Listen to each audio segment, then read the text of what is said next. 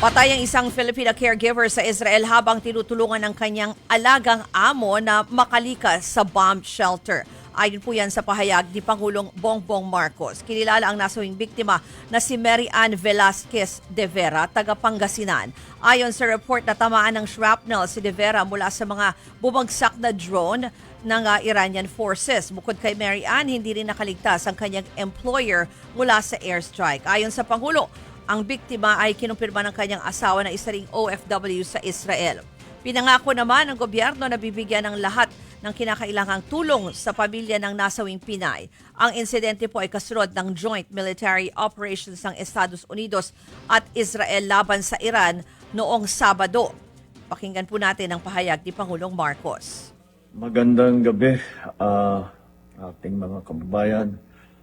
Ikinalulungkot ko na meron po tayo natanggap na report na meron na pong casualty na Pilipino dito po sa gera na nangyayari sa Middle East. Na-report po sa atin ay namatay po ang isang Mary Ann Velasquez de Vera na tigang Pangasinan.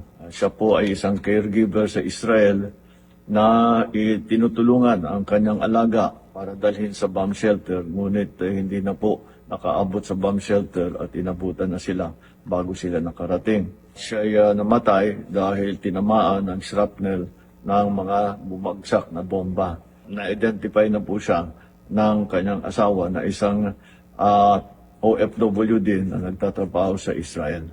Lahat po ng tulong na kakailanganin ng kanilang pamilya ay ihahatid ng ating pamahalaan.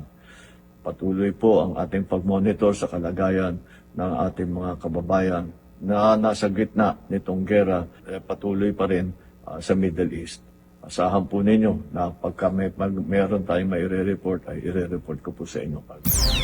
Mga kapatid, ako po si Ruth Cabal. Dito tayo sa totoo, dito tayo sa True FM.